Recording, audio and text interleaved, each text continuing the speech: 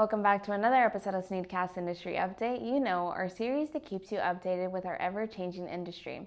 For those of you that have been watching the series for a while now, you know how this goes. But for those of you that are new, welcome. We'll be covering the latest in manufacturing, packaging, coding, sustainability, and much more. I'm your host, Alexa, and today we'll discuss topics ranging from inflation continuing to challenge the Fed, presidential administration, and us, to calling out shrinkflation, to growing the U.S. job market, and finally, acting to stop one of the largest retail mergers. So, starting off, U.S. consumer prices surged notably in February, underlining the ongoing inflation challenges faced by the Federal Reserve and President Joe Biden's administration.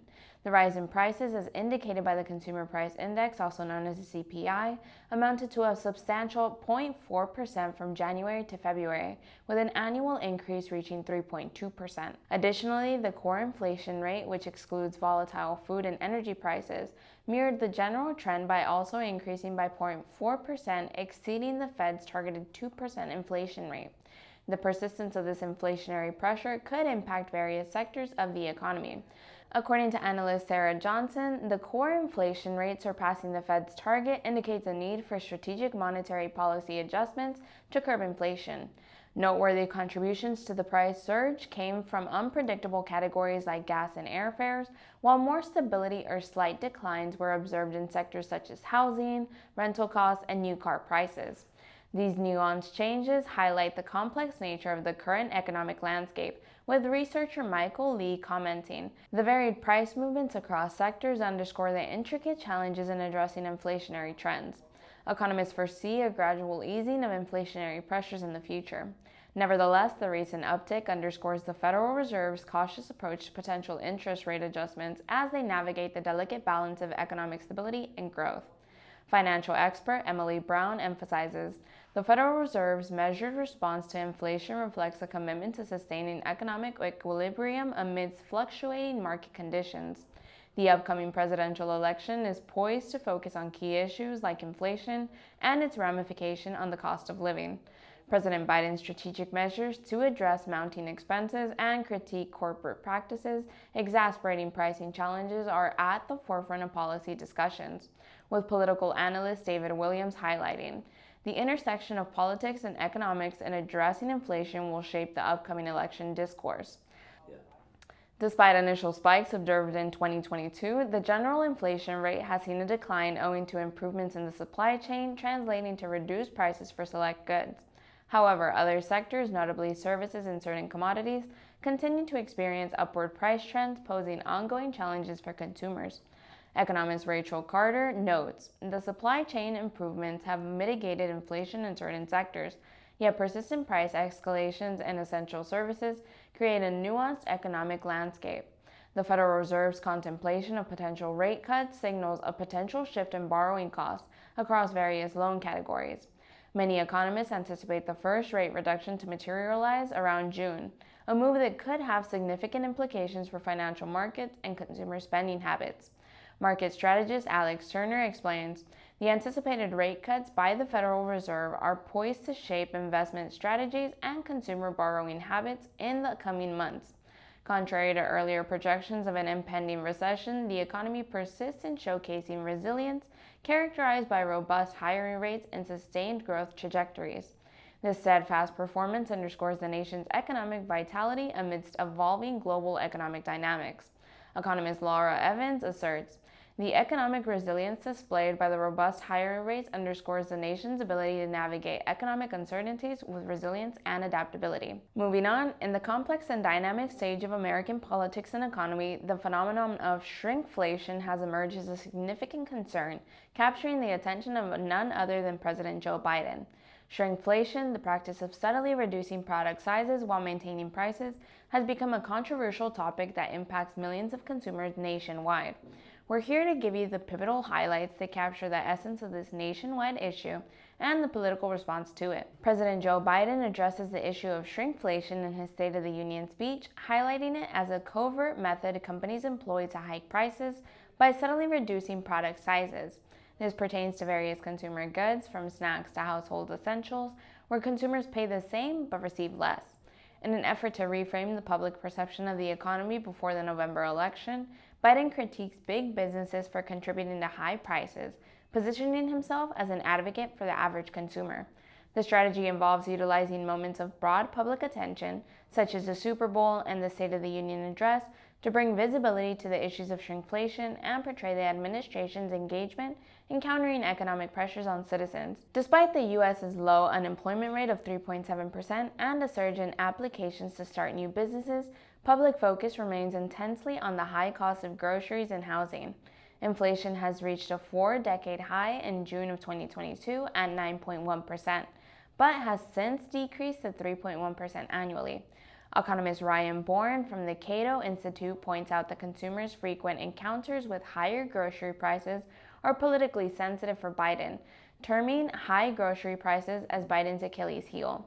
Republican Senator Katie Britt of Alabama criticizes Biden's administration and the GOP response to the State of the Union, attributing inflation solely to Biden's policies and spending. A report by the Groundwork Collaborative documents the impact of shrinkflation, attributing a modest but significant portion of price increases in categories like coffee, snacks, and household paper products to reduced packaging sizes. Critics and advocates debate shrinkflation as part of greedflation, suggesting companies have hit a ceiling on how much they can increase prices directly and are thus resorting to reducing product sizes as a more subtle means of inflating cost. Democratic Senator Bob Casey of Pennsylvania introduced a bill to ban shrinkflation, urging the Federal Trade Commission to recognize it as an unfair or deceptive practice, which President Biden endorsed, urging Congress to pass Bobby Casey's bill and stop this. In conclusion, the battle against shrinkflation represents more than just the fight over product sizes and pricing. It's a larger clash over fairness, consumer rights, and the role of government in regulating corporate behavior. This effort by the Biden administration and its supporters to legislate against shrinkflation serves as a testament to the ongoing debates within the U.S. political and economic landscape. With proposed laws and public discourse, the issue of shrinkflation remains a pivotal theme as voters and politicians alike consider the broader implications for the American economy and its consumers. Moving on, in February, the U.S. job market exhibited remarkable strength and resilience, defying skeptics and fostering optimism about the economy's overall health. Upon closer examination, it becomes clear that the employment landscape not only remained stable, but also showed a promising path toward growth and recovery. Let's delve into the insights derived from this impressive employment performance. Across the nation, businesses thrived by adding 275,000 jobs, showcasing the economy's resilience in the face of elevated interest rates and market fluctuations.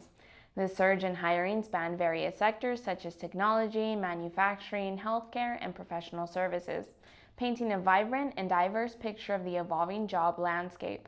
Despite a slight increase of 3.9%, the unemployment rate reached a 2-year high while remaining historically low, underscoring a robust labor market with ample job opportunities. This milestone marks the 25th consecutive month of sub-4% joblessness, the longest stretch since the 1960s, indicating sustained economic strength and stability. Average hourly wages saw a slight 0.1% increase from January, representing the smallest monthly rise in over 2 years. This trend reflects a 4.3% increase from the previous year, suggesting cautious and steady wage growth in the current economic climate. The stable wage growth not only signals market stability, but also boosts consumer purchasing power, contributing to overall economic health. With moderated wage growth and a slightly higher unemployment rate, the Federal Reserve may initiate discussions on potential rate reductions in the near future. The Federal Reserve's response to these economic indicators will be closely monitored as it plays a pivotal role in shaping monetary policies and guiding the economy towards sustainable growth and stability.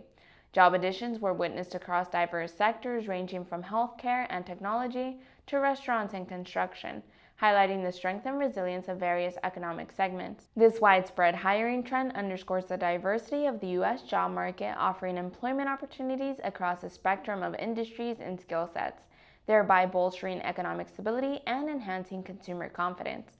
Despite initial concerns of a looming recession stemming from aggressive rate hikes, the economy has demonstrated remarkable durability, fueled by consistent consumer demand and sustained job creation. This sustained resilience not only showcases the robustness of the U.S. economy, but also exemplifies its ability to overcome challenges, laying a solid foundation for long-term economic stability, growth, and prosperity. The enduring economic resilience underscores the adaptive nature and innovative spirit prevalent in American business and the workforce, propelling ongoing progress and prosperity. The February employment report paints an optimistic picture for the U.S. economy, indicating its ability to thrive in adversity. This strong performance not only boosts hopes for a soft landing scenario, curbing inflation without triggering a recession, but also underscores the adaptability and resilience of the American job market. Looking ahead, observing how these dynamics influence Federal Reserve policies and broader economic strategies will shape the future trajectory of the U.S. economy and the global economic landscape. And we're down to our final story. In an extensive discussion between the potential $25 billion merger between Kroger and Albertsons, we'll dissect the ramifications of what might become one of the largest transactions in the supermarket sector. Christine P. Bartholomew, an expert in consumer protection, outlines the government's apprehension and the concerns raised by the merger's critiques. She highlights key issues at stake, including market competition, pricing, and employee welfare, shedding light on the deal's broader implications for the consumer and workers alike. The Federal Trade Commission announced February 26 that it's suing to prevent Kroger's attempt to acquire Albertsons. This move underscores a significant effort to block the merger due to fears that it would substantially lessen competition in the supermarket industry across the United States. The proposed merger involves more than 5,000 stores in 48 states. Walmart plus the combined Kroger and Albertsons company would control 70% of the grocery market in more than 160 cities. These statistics illuminate the vast scope of the merger and the consequent market dominance it could establish, raising flags about potential monopolistic effects. Despite Kroger and Albertsons arguing that the merger would enable them to offer lower prices and foster innovation, history and analysis from the FTC suggest otherwise. Past supermarket mergers have shown that such advantages are difficult to achieve and the prices often don't decrease as promised after the mergers. The merger could restrain wages, reduce benefits, and weaken worker protection for the 720,000 employees working for supermarkets owned by the two companies. This potential outcome has ignited concerns from unions and workers about the detrimental impact of supermarket staff's livelihoods. The central legal question revolves around whether the merger violates the Clayton Act, a crucial piece of antitrust legislation. The analysis will consider whether it would increase market concentration and price while undermining quality and innovation. In an attempt to mitigate antitrust concerns, Kroger and Albertsons have proposed selling 413 stores to C&S wholesale grocers, including some distribution centers and private labels. This plan aims to alleviate competitive pressures in specific markets, though its effectiveness remains to be seen.